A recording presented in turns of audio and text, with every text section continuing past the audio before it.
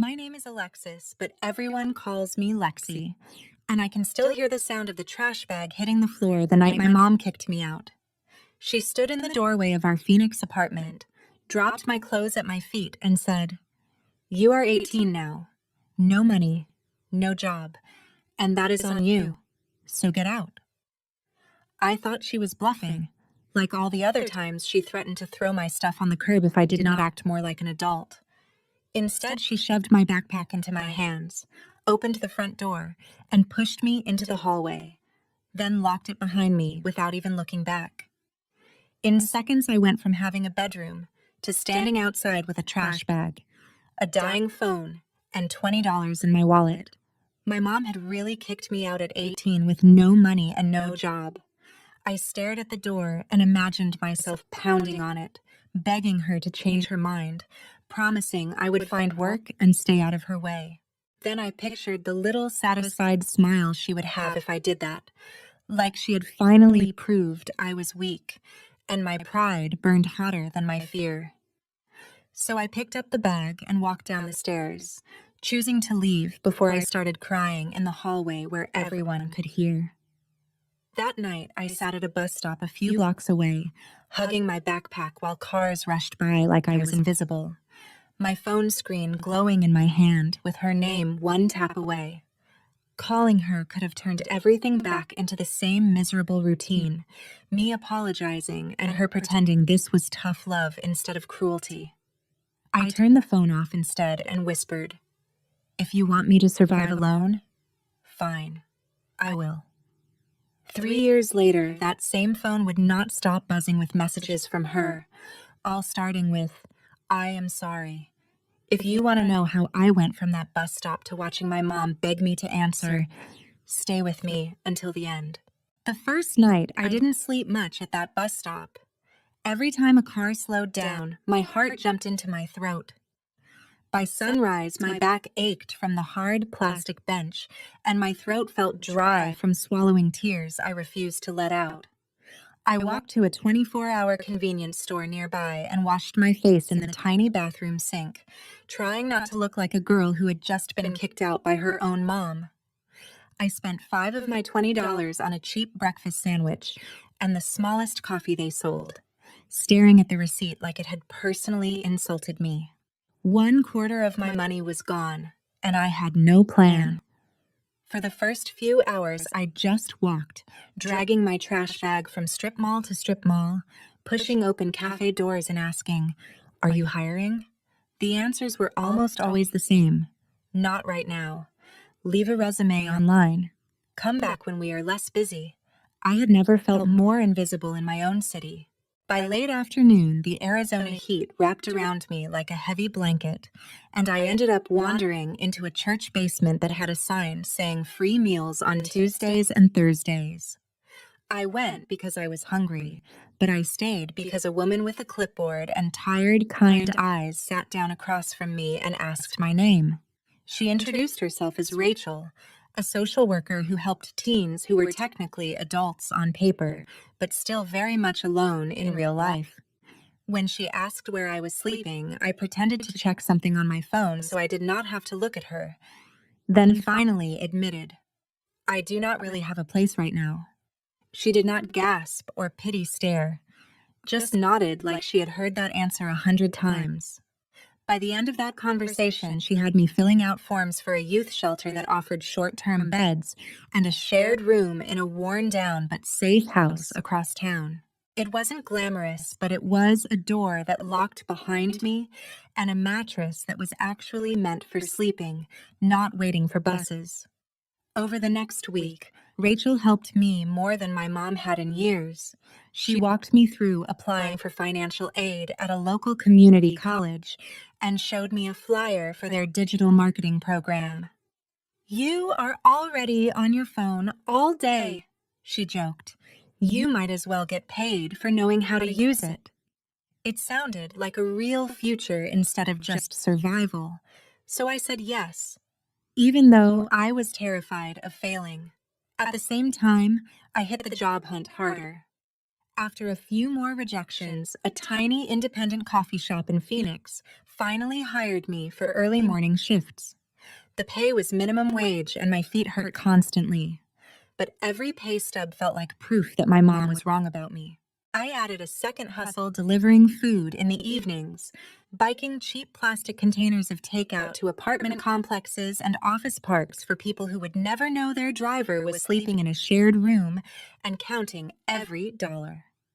To stretch my money, I started playing a game with myself in grocery stores.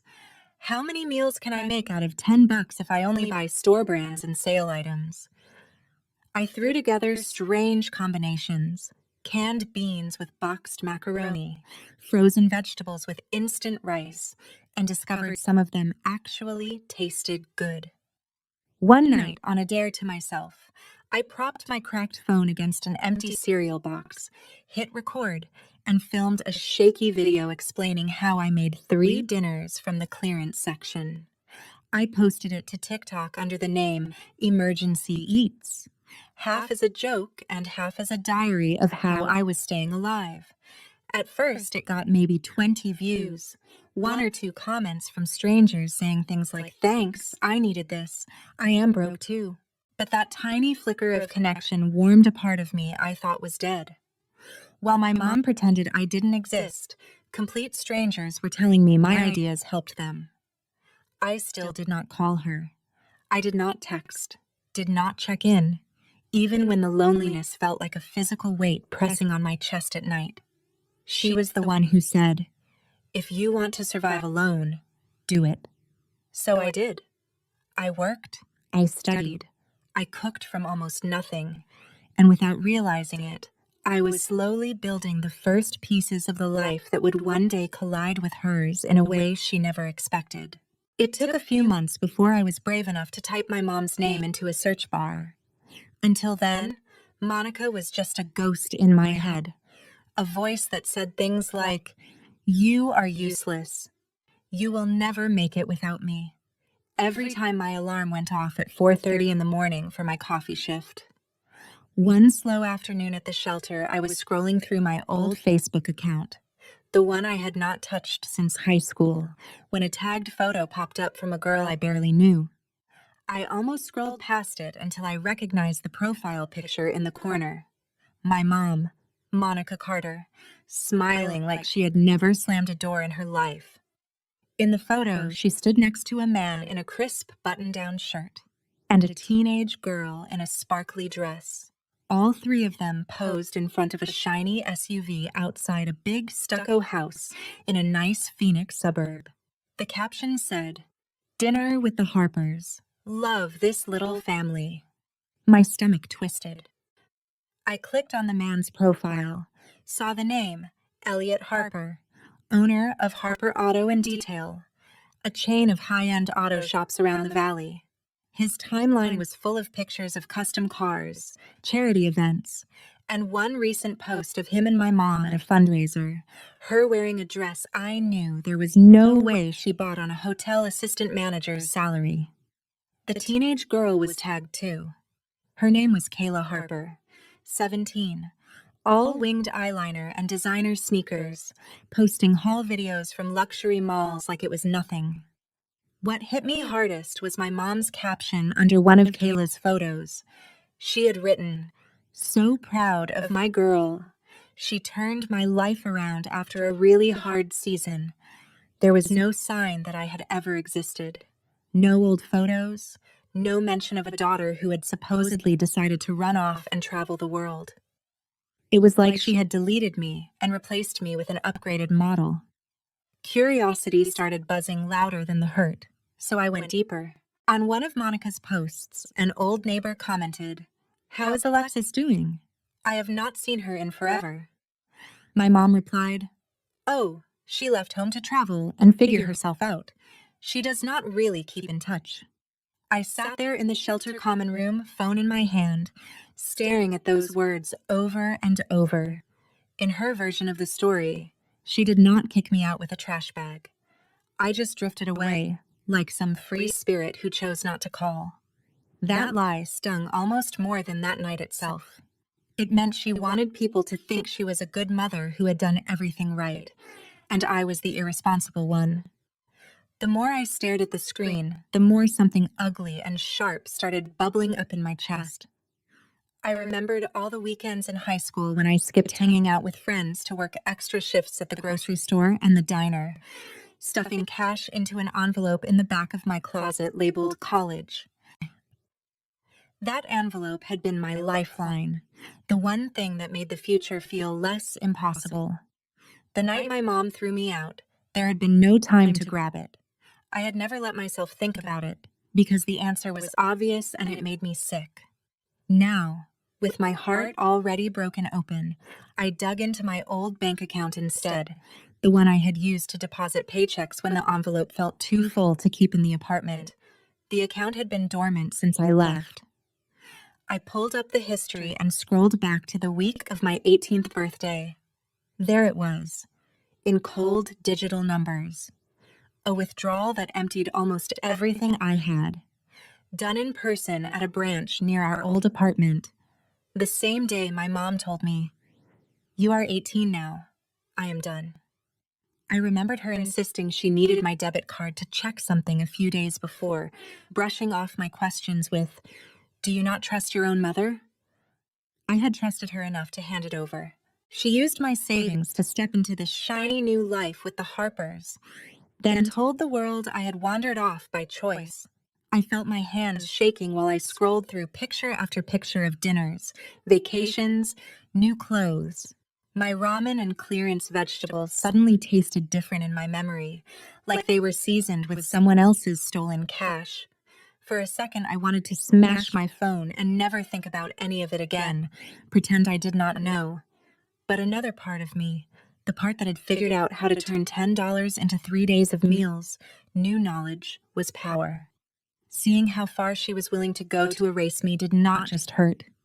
It clarified something. My mom had not just made a mistake in anger. She had made a choice.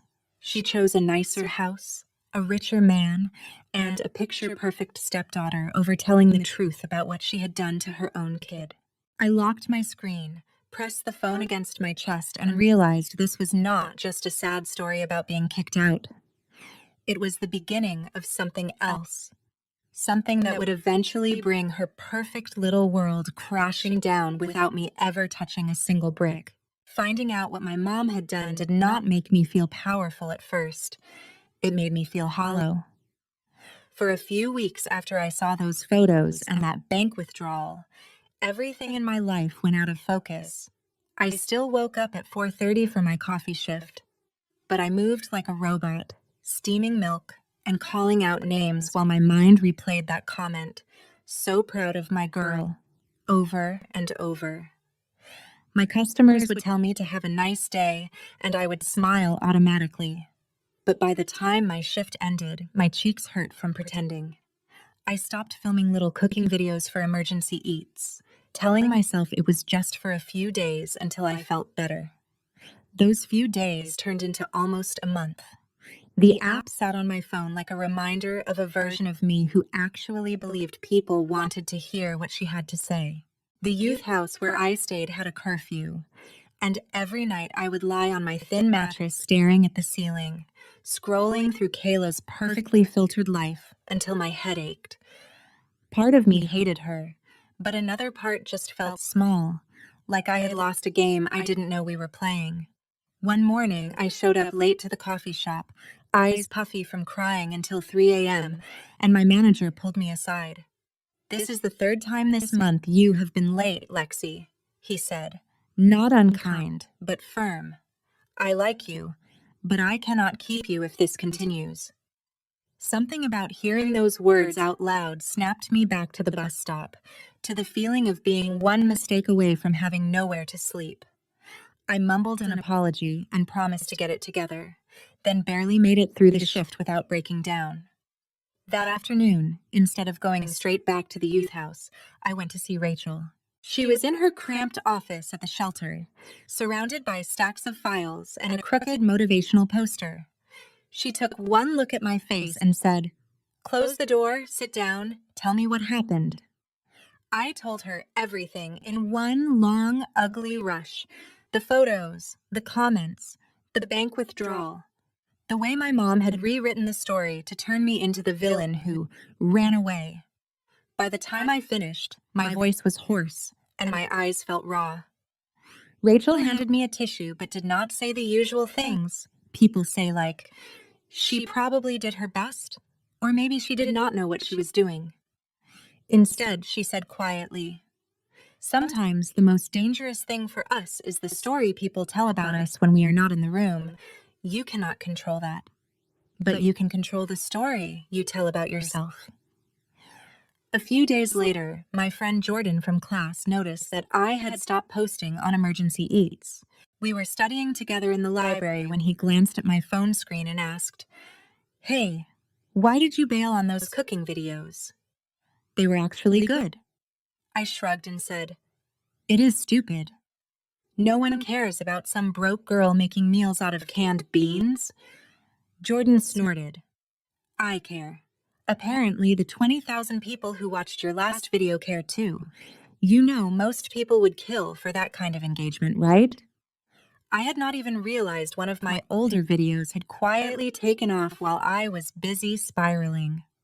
We pulled up my account, and there it was, a simple clip of me making 3 different dinners out of $5 worth of groceries, sitting at almost 50,000 views.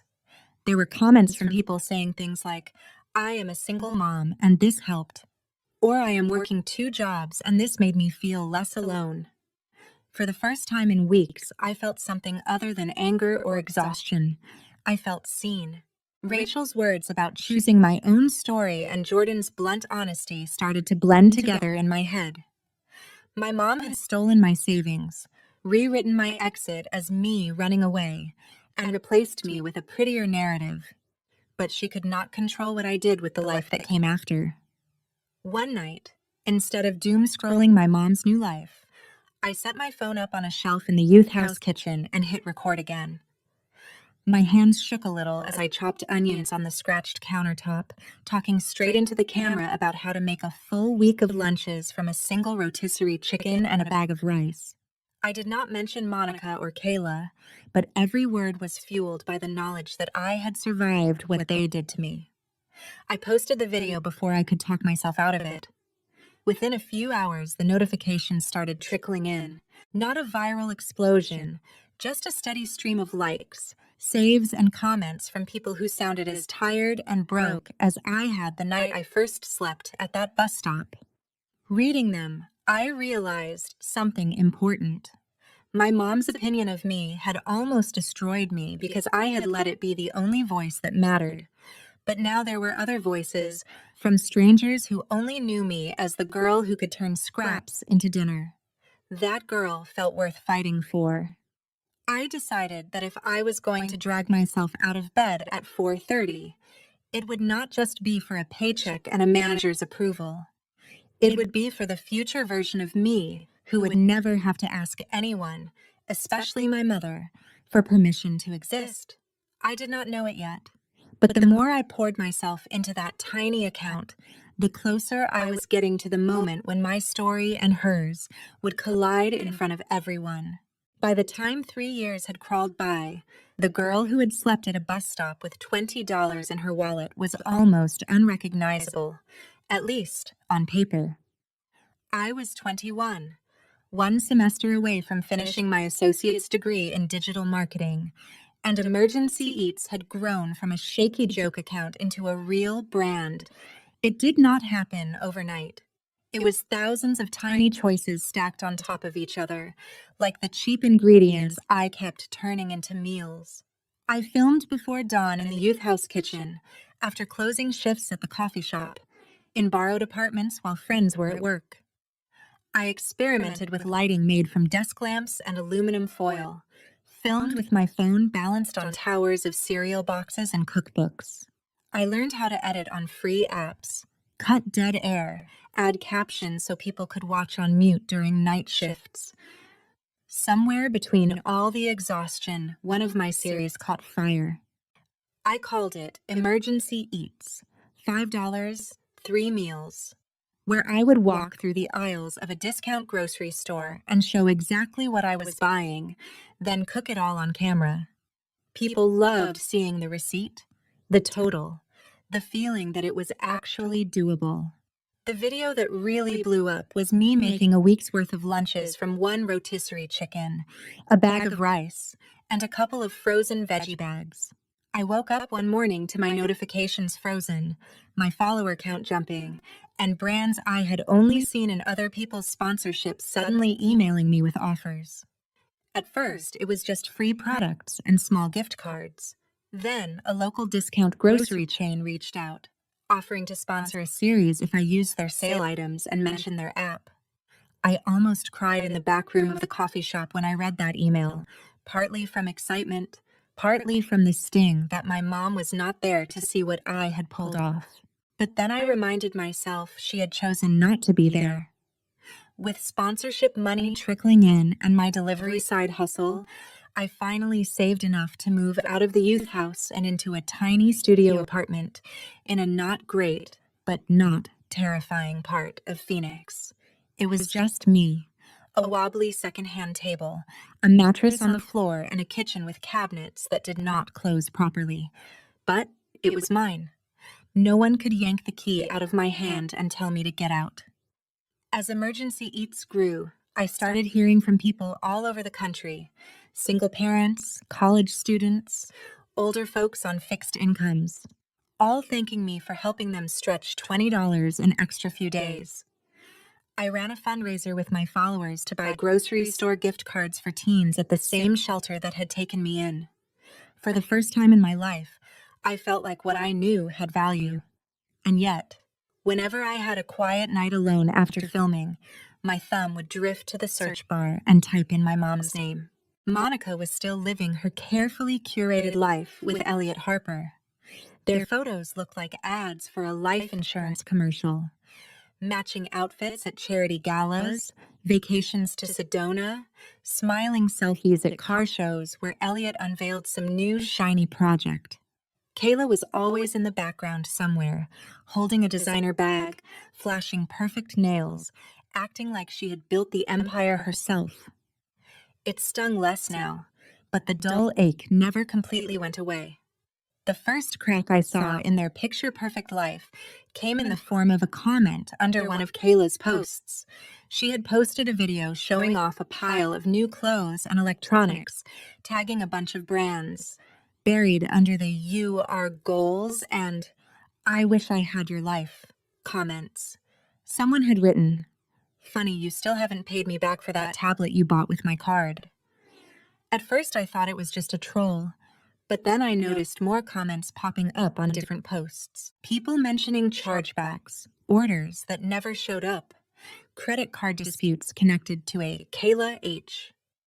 At the same time, local Phoenix community groups started sharing stories about a teenage girl who would buy things under other people's names, then deny it when the bank called.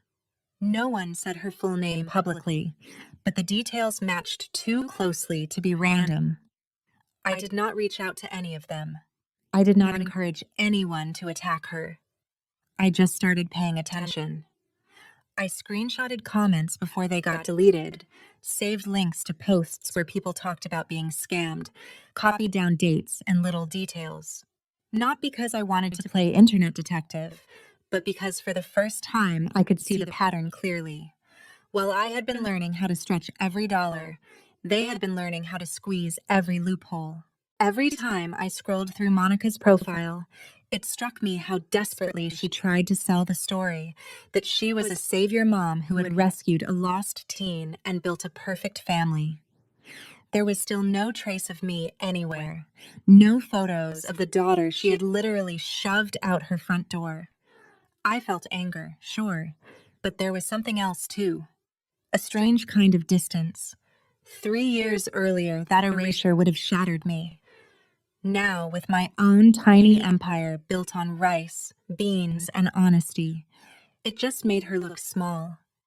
One afternoon, after filming a sponsored video about making crisis meals with pantry staples, I sat down at my crooked table, opened my laptop, and stared at the Emergency Eats homepage.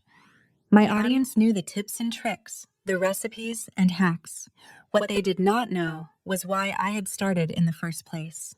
They saw the girl who joked about being broke, not the 18-year-old who had watched her mother choose a richer man over her own child and then lie about it.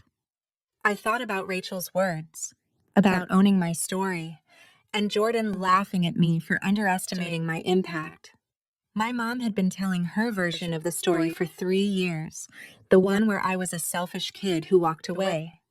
Thanks to that, she had landed herself in a life surrounded by expensive things and a stepdaughter who treated fraud like a hobby. The irony was that I did not have to invent anything to make her look bad.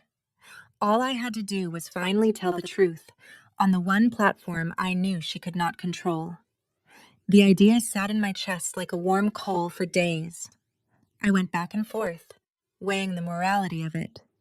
I didn't want anyone harassing her, and I did not want to become the kind of person who used their platform to destroy lives just because they could. But this wasn't some petty grudge. This was about a pattern of lying, stealing, and rewriting reality at the expense of anyone who got in her way, including her own kid. One night, while editing a new recipe video, I opened a fresh project and titled it, "My Mom Kicked Me Out at 18 with No Money and No Job." I stared at the words for a long time before closing my eyes and hitting save. I wasn't ready to record it yet, but for the first time, I knew exactly how I wanted this story to end, and it did not involve me staying quiet while she pretended none of it had ever happened. I did not hit record on that story video for weeks. The file just sat there on my laptop, the title staring back at me every time I opened my editing software. My mom kicked me out at 18 with no money and no job. It looked dramatic even to me, and I had lived it. I kept telling myself I was too busy, that I should focus on recipes and brand deals. But deep down, I knew I was stalling because once I put that story out there was no taking it back. One night, after finishing a batch of recipe clips, I found myself alone in my tiny studio, the only light coming from the ring light I used for filming. The desert heat was still clinging to the walls, even though the sun had been down for hours. I could hear my upstairs neighbor's TV and the faint hum of traffic. It felt like the kind of night when people make choices they cannot undo. I set up my phone on the tripod, sat at my wobbly table, and for once, there were no bags of rice or cans of beans in front of me. Just me, a glass of water, and the truth. I took a deep breath, hit record, and started talking. I did not script it word for word, but I knew the beats. I told them my name, my age, the city I lived in. I described the sound of the trash bag hitting the floor, my mom's voice telling me I was 18, broke, jobless, and therefore no longer her responsibility. I talked about sitting at that bus stop with $20 in my wallet and nowhere to go, about washing my face in a convenience store bathroom and pretending I still had a home. I told them about Rachel and the shelter, the early morning coffee shifts, the delivery runs that left my legs shaking. Then I told them about Emergency Eats and how the channel started because I needed to prove to myself that I could make something useful out of almost nothing. I almost stopped there, but Rachel's words echoed in my head. You can control the story you tell about yourself. So I told the rest. I told them how I had looked my mom up online and found her new life. How she had replaced me with a richer man and a ready-made stepdaughter, and told people I had just decided to leave and not look back. How the money I had saved for college had quietly vanished right before my birthday, drawn out of my account and never spoken of again. I did not say her last name. I did not mention the city she lived in now or show any pictures. I blurred every screenshot I used and changed small details that were not important to the truth. I said the only thing that mattered was the pattern. Parents who choose to rewrite the story instead of owning what they have done. Before I finished, I leaned closer to the camera and made something very clear. I said, "Listen, if any of this sounds familiar to you, Do not go digging or trying to guess who my mom is. Do not send hate to anyone you think might be involved. That is not what this is about. This is about people who have been told they are disposable, realizing they are not. If you want to do something, tell your own story instead of attacking mine. When I played the recording back, my voice shook in places, but I sounded calmer than I felt. I edited the video down to about 12 minutes, added subtitles, and uploaded it with the title, "My Mom Kicked Me Out at 18 with No Money and No Job." Here's what happened next. My finger hovered over the post button for a long time. Then I pressed it, locked my phone, and forced myself to go wash dishes before I could watch the numbers. For a few hours, nothing seemed different. I answered some emails, prepped ingredients for the next recipe video, tried not to think about whether my mom would ever see this. Then, sometime after midnight, my phone buzzed so hard it almost slid off the counter. When I picked it up, my notifications were a blur. Comments poured in so fast I could not keep up. People telling me their own versions of that story. Parents apologizing on behalf of moms like mine. Kids saying, "This happened to me too," with different details but the same hollow ache. Most of them did exactly what I had asked. They focused on their own survival, their own healing. But the internet is full of people who love puzzles. It did not take long before a few comments started to ask careful questions. "Wait, did you grow up near this part of Phoenix?" Someone else said, "I think I know this hotel chain you are talking about." And then, buried under hundreds of replies, a comment I could not ignore.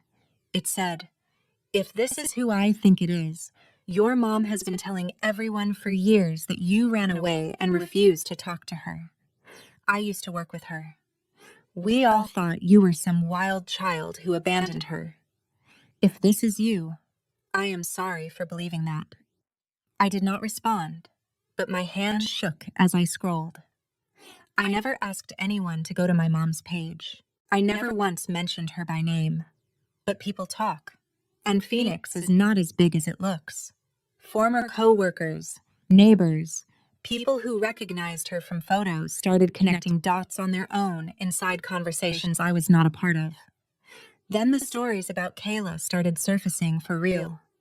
A woman commented that a teen who looked a lot like my description had bought electronics using her card info when she trusted her to help with an online purchase. Someone else mentioned repeated chargebacks tied to the same last name at Elliot's auto business. They did not say her full name, but they said enough. I did not pin those comments. I did not like them. I did not need to. They took on a life of their own. A few days later, an email popped into my business inbox from a name that made my chest clench. Elliot Harper. He introduced himself politely, said he had seen my video after someone sent it to him, and that parts of my story felt disturbingly familiar. Then he asked one question. "Was your mother's first name Monica?" I stared at that sentence for a long time. I could have ignored it. I could have lied. Instead, I typed, "Yes," and hit send, then closed my laptop before I could overthink it. I do not know exactly what happened in the Harper house after that. I was not there when Elliot confronted my mom, when he compared the timeline in my video to the one she had fed him. I was not there when he pulled bank statements, when he called the bank back about those strange credit card disputes tied to Kayla's shopping sprees. All I know is that about a week after I answered his email, my phone started buzzing in a different way. The first message came through while I was filming a new recipe. It was from a number I had deleted but still recognized by heart. "I am sorry." The next one, "Please answer. I need to explain." Then, "They are saying horrible things about me, about us. Please help me fix this." Over the next few hours, the texts kept coming.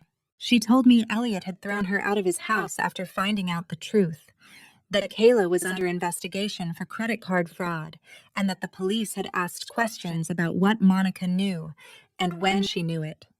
She said she might lose her job at the hotel because her name was being whispered around in connection with the investigation. She said she was scared, alone, and that I was the only one who could save her reputation by telling people it was all a misunderstanding. At one point, she wrote, "I should not have kicked you out. I was stressed and stupid. Please, I am begging you, just talk to me." For a moment, all the old instincts flared up. The part of me that had trained itself since childhood to fix things, to smooth over her messes, to be the reasonable one. I pictured her sitting in some half-empty apartment, phone in hand, staring at the door the way I had at 18. I could have picked up. I could have rewritten the ending, made it softer for her. Instead, I thought about that bus stop, the nights in the youth shelter, the comments under my video from people who had never gotten closure. I thought about how she had told an entire world I had walked away, when she was the one who shut the door. I looked at her last message, "Please save me," and realized she still did not see me as a person, just as a tool. A public relations strategy. A shield. My phone kept buzzing in my hand. I opened our message thread one last time. Read it from the beginning. From the first, "I am sorry," to the last, "Please, I need you." Then I went to my settings, turned off notifications from her number, and set the phone face down on the table. The sound cut off mid-buzz. The silence that followed was not empty. It was heavy, solid, like finally closing a door from my side for once. For the first time in my life, my mom needed something from me, and I chose to say nothing. And somehow, that quiet felt louder than every scream I had swallowed the night she kicked me out. In the weeks after I turned my phone face down on that table, the noise around my story slowly shifted from chaos to something quieter, heavier, more permanent. The video kept climbing, but the comment section settled into a mix of recipes people were trying and stories they felt brave enough to share because I had shared mine. I never made a follow-up exposing anyone, never dropped names or receipts beyond what I had already said. I did not have to. Phoenix moved on the way cities do, but there are always ripples. I heard about some of them in fragments, mostly from people who had no idea I was the one at the center. A regular at the coffee shop mentioned that a manager at a hotel near the airport had been let go after her name started floating around in connection with a fraud investigation involving her boyfriend's kid. Someone from my community college, who still had family in that suburb, casually said, "Remember that fancy couple with the car shops I told you about? Yeah, he broke off his engagement and kicked them out after finding out they lied about some pretty serious stuff." I pretended to be surprised, stirred my coffee, and kept my face neutral while my heart pounded. I did not celebrate. There was no evil laugh, no montage of me dancing on their metaphorical graves. It felt more like standing in the middle of an earthquake that had finally stopped and realizing the building you live in is still standing. From what I pieced together, Kayla did not end up in some lifetime movie prison cell, but the fraud investigation was real. She wound up with probation, a record that would follow her when she tried to apply for certain jobs, and mandatory classes about financial responsibility and online safety. Monica did not go to jail either, but the fallout from lying and trying to cover things up was enough. Elliot broke up with her. The hotel did not want someone whose name came up in police reports welcoming guests at the front desk. Without his money or that job, she had to move into a much smaller apartment in a part of town that looked a lot more like the one we used to live in than the spotless suburb she had flaunted online. The friends who had believed her, "My daughter ran away" story, went very quiet. I saw all of this in glimpses, like looking into a house through cracks in the blinds. Sometimes people would send me links or screenshots, assuming I would be thrilled. The truth is, I mostly felt tired. Not regretful, not exactly satisfied either. Just done. While their world tilted, mine kept moving forward. Emergency eats kept growing. I finished my degree.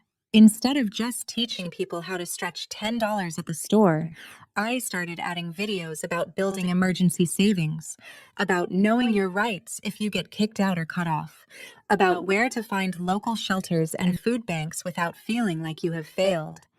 I partnered with the shelter Rachel worked at to create a small grant fund. A chunk of my sponsorship money goes into buying grocery gift cards and basic kitchen starter kits for teens aging out of foster care or leaving unsafe homes. Sometimes we do live Zoom classes where I teach them how to cook with whatever they can afford that week. Those are the days I wish I could go back to 18-year-old me at that bus stop and tell her, one day you will feed people who are exactly where you are sitting right now. Rachel still checks in on me like some unofficial aunt. Jordan loves reminding me that he called my videos valuable before any brand did. There are nights I still think about my mom. Not the Instagram version with the polished smile, but the woman who chain smoked outside our apartment when the rent was due and snapped at me because she had no one else to take it out on. I picture her in that smaller place, scrolling through her phone, seeing my face pop up on someone's For You page and realizing that ignoring me did not erase me. I have not blocked her number. I just do not answer. It is not about punishing her anymore.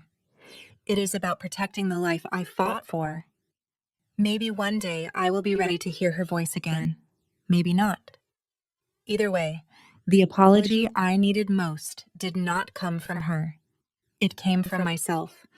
The moment I stopped believing I was the problem just because that was easier for her than facing what she did. People love to say that family is everything, but I do not think that is always true. Family is not just the people who share your last name or your blood.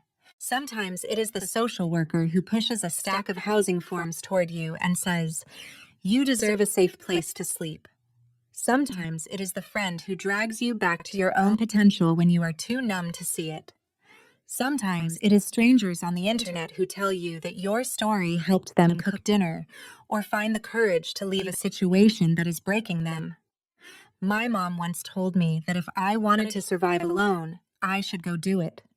She meant it as punishment. In the end, it became my superpower. I survived without her. And then I learned how to help other people survive too. That, more than any scandal or job loss she faced, is the part that feels like real revenge. Living a life so rooted in truth and resilience that her version of me can never exist again. So if any part of this sounds uncomfortably familiar, if you have ever been told you are ungrateful or dramatic for noticing the way someone is hurting you, I hope you hear this clearly. You are not crazy for wanting better. You are not selfish for setting boundaries, even with the people who raised you. And if you feel safe sharing, tell your story. Not to destroy anyone, but to remind someone else huddled at their own metaphorical bus stop that they are not as alone or as disposable as they have been told.